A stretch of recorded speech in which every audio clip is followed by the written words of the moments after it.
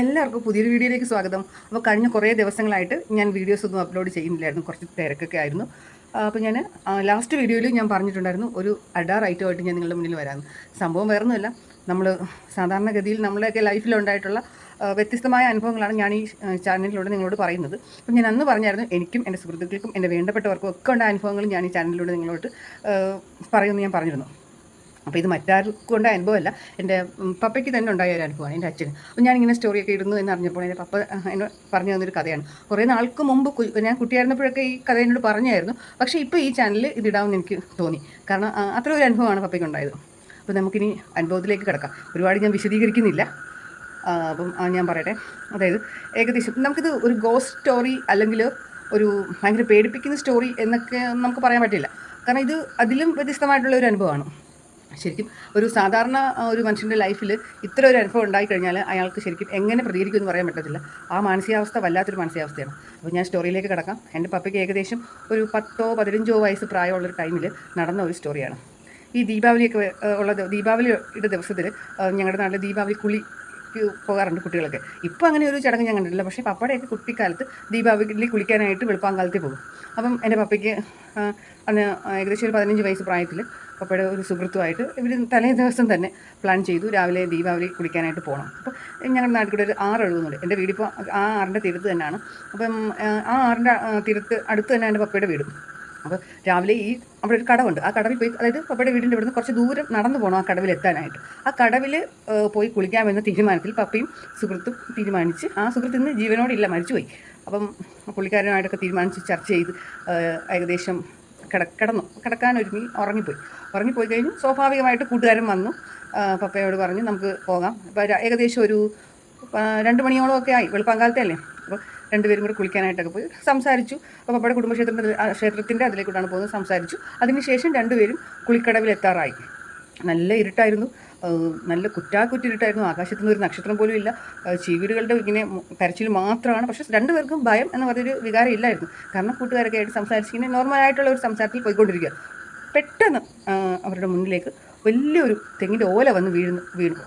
പെട്ടെന്ന് പപ്പ, നമ്മൾ സ്വാഭാവികമായിട്ട് നമ്മൾ നടന്നു പോകുമ്പോൾ നമ്മുടെ മുന്നിലൊരു എന്തെങ്കിലും വന്ന് അല്ലെങ്കിൽ ചാടുമ്പോൾ അല്ലെങ്കിൽ എന്തെങ്കിലും വന്ന് വീഴുമ്പോൾ നമ്മൾ ഞെട്ടത്തില്ല. അത് പ്രത്യേകിച്ച് രാത്രിയിൽ പപ്പ ശരിക്കും ഞെട്ടിപ്പോയി. പപ്പയുടെ കൂടെയുള്ള ആളും ഞെട്ടിപ്പോയി.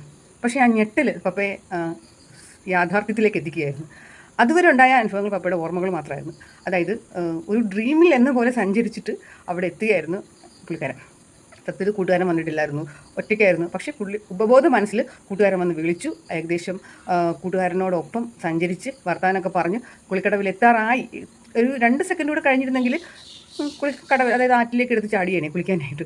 പക്ഷേ അതിനു മുമ്പ് ദൈവാധീനം, കുടുംബക്ഷേത്രത്തിൻ്റെ അതിലേക്കൂടെ ആയിരുന്നല്ലോ പോയത്, ഭഗവാൻ കൂടെ കാണുമല്ലോ. അപ്പം ഓല വന്ന് വീണ് ബോധം വീണ പപ്പ ശരിക്കും ആ മാനസികാവസ്ഥ നിങ്ങളൊന്ന് ചിന്തിച്ച് നോക്കും. അർദ്ധരാത്രിയിൽ ഒറ്റയ്ക്ക് ഒരു സ്ഥലത്ത് എത്തുക, പെട്ടെന്ന് ബോധം വീഴുമ്പോൾ ഞാൻ നിൽക്കുന്നത് ഒരു വല്ലാത്തൊരവസ്ഥയല്ലേ. നിങ്ങളൊന്ന് ചിന്തിച്ച് നോക്കൂ. നിങ്ങളുടെയൊക്കെ ലൈഫിൽ ഇങ്ങനെ ഉണ്ടാവുകയാണെങ്കിൽ, രാത്രിയിൽ ഇറങ്ങി നമ്മൾ നടന്ന് അതായത് ഉപബോധ മനസ്സിൽ നമ്മൾ സഞ്ചരിക്കുകയാണ്, നമ്മൾ അവിടെ എത്തുകയാണെന്നൊക്കെയുള്ള ഒരു വിചാരത്തിൽ പോയി അവിടെ ചെല്ലുമ്പോൾ യാഥാർത്ഥ്യത്തിലേക്ക് എത്തുമ്പോൾ അത് സ്വപ്നമായിരുന്നു അല്ലെങ്കിൽ അത് എനിക്ക് തോന്നലായിരുന്നു എന്നറിയുമ്പോൾ ഉണ്ടാകുന്ന ഒരു ഭയമില്ലേ. ചുറ്റുപാട് കുറ്റാക്കുറ്റിട്ട് രാത്രി ഒരു ഏകദേശം 3 മണിയായി കാണും. പപ്പ പറഞ്ഞു എൻ്റെ ഹൃദയം നിലച്ചു പോയൊരവസ്ഥയായിരുന്നു. പിന്നെ ഒന്നും വിചാരിച്ചില്ല, ഒരൊറ്റ ഓട്ടമായിരുന്നു. ഏകദേശം ഒരു 10-15 മിനിറ്റ് ഓടിയാൽ മാത്രമേ വീട്ടിലെത്തൂ. ഓടി വന്ന് കയറിയത് പപ്പയുടെ കുടുംബക്ഷേത്രത്തിലാണ്, മൂർത്തി ക്ഷേത്രത്തിൽ. അവിടെ വന്ന് കയറി.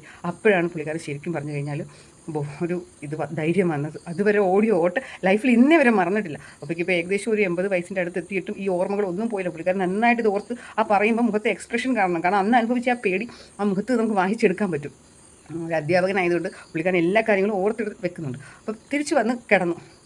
ആരോടും പറഞ്ഞില്ല, വീട്ടിലെല്ലാവരും ഉറക്കമായിരുന്നു. വന്ന് കിടന്നു. കുറച്ച് കഴിഞ്ഞപ്പോൾ അദ്ദേഹത്തിൻ്റെ സുഹൃത്ത്, എൻ്റെ പപ്പയുടെ സുഹൃത്ത് വന്ന് വിളിച്ചു. വന്നിട്ട് അപ്പോൾ കഥയൊക്കെ തുറന്നപ്പോൾ ഒറിജിനലായിട്ട് സുഹൃത്ത് അപ്പോഴാണ് വരുന്നത്. അപ്പോൾ സുഹൃത്തിനോട് ഇങ്ങനെ പറഞ്ഞു, ഇതുപോലെ ഞാൻ നിൻ്റെ കൂടെ കുളിക്കാനായിട്ട് ഇങ്ങനെ വന്നു. പക്ഷേ പപ്പയ്ക്ക് സത്യം പറഞ്ഞു കഴിഞ്ഞാൽ സുഹൃത്ത് വന്നത് ഒരു ഡ്രീമാണോ എന്ന് തോന്നിപ്പോയി. അത് റിയാലിറ്റി ആണോ ഡ്രീമാണോ എന്ന് തിരിച്ചറിയാൻ പറ്റാത്ത അവസ്ഥയായിരുന്നു. അതുകൊണ്ട് പുള്ളിക്കാരൻ പറഞ്ഞു, ഞാൻ ഇനി കുളിക്കാൻ വരുന്നില്ല, നമുക്ക് ഇന്ന് ഇവിടെ കിടക്കാം, നാളത്തേക്ക് എങ്ങനെ പോകാം, നേരം വെളുത്തിട്ട്. ഇനി എനിക്കൊരു ഡ്രീമിലേക്കോ അല്ലെങ്കിൽ ഒരു സ്വപ്നത്തിലൂടെ സഞ്ചരിച്ച് റിയാലിറ്റിയിലോട്ട് എത്താൻ എനിക്ക് താല്പര്യമില്ല. അത്രത്തോളം ഭയം അന്ന് പപ്പയ്ക്കുണ്ടായി. അപ്പം ഞാനിത് പറഞ്ഞു വരുന്നത്, നമുക്ക് ഭയം എന്നൊരു വാക്ക് പല പല രീതികളിലും നമ്മുടെ ജീവിതത്തിലേക്ക് കടന്നു വരും. അതിൽ നിന്നൊരു ഗോസ്റ്റ് എന്ന രീതിയിൽ അല്ലെങ്കിൽ ഒരു പ്രേതം, ആത്മാക്കൾ അങ്ങനെയുള്ള ഒരു രീതിയിൽ ആയിരിക്കത്തില്ല. വരുന്നത്. ഭയം. ഇതുപോലുള്ള അവസ്ഥകളിൽ കൂടി അതിഭയാനകമായ ഒരു അവസ്ഥയിൽ കൂടി നമ്മൾ കടന്നു പോകും. അപ്പം ഞാൻ ഈ പറഞ്ഞ കാര്യം അനുഭവം ഉള്ള ആൾക്കാർ ആരെങ്കിലും ഉണ്ടെങ്കിൽ ഈ വീഡിയോ കണ്ടിട്ട് കമൻറ്റ് ബോക്സിൽ ഒന്ന് കമൻറ്റ് ഇടണേ. ഇതിനെ മലയാളത്തിൽ നമ്മൾ പഴയ ആൾക്കാരൊക്കെ സ്വപ്നാടനം എന്നൊക്കെ പറയാറുണ്ട്. ഈ സ്വപ്നാടനം എന്ന് പറയുമ്പോൾ അതിൽ വേറൊരു കാര്യമുണ്ട്. ഈ സ്വപ്നമാണോ സത്യം, അതോ സ്വപ്നത്തിൽ നിന്ന് ഉണർന്നു വരുമ്പോഴുള്ള അവസ്ഥയാണോ സത്യം? റിയാലിറ്റിയും ഡ്രീമും തമ്മിൽ തിരിച്ചറിയാൻ പറ്റാത്ത രണ്ട് ഘടകങ്ങളായി മാറിയിരിക്കുകയാണ് സത്യത്തിൽ. അപ്പോൾ നിങ്ങളൊന്ന് ചിന്തിച്ച് നോക്കും, ഇതിലെന്താണ് സംഭവിച്ചിരിക്കുന്നത്? നമ്മൾ എവിടെ ജീവിക്കുന്നത് ശരിക്കും? സ്വപ്നത്തിലാണോ അതോ റിയാലിറ്റിയിലാണോ? അതോ റിയാലിറ്റിയിലാണോ സ്വപ്നത്തിലാണോ? പറയാൻ പറ്റത്തില്ല. ഇപ്പം ഞാൻ ഈ പറയുന്നത് ഒരു ഡ്രീമിലാണെങ്കിലോ അതും നമുക്ക് പറയാൻ പറ്റത്തില്ല. ചിലപ്പോൾ ഞാൻ ഈ ഡ്രീമിൽ നിന്ന് ഉണർന്ന് വരുമ്പം ഞാൻ വീഡിയോ ചെയ്യുന്നില്ലെങ്കിലോ അങ്ങനെയൊക്കെ തോന്നാം. എല്ലാം ഒരു തോന്നലുകളാണ്. പക്ഷേ ഭയം ഏതവസ്ഥയിലാണെങ്കിലും നമ്മളെ വേട്ടയാടുന്നൊരു വികാരമാണ് ഭയം. അത് സ്വപ്നത്തിലായാലും റിയൽ ലൈഫിലായാലും. അപ്പോൾ എല്ലാവരും അല്പ ഭയത്തോടു കൂടി ഇരുന്നോളൂ.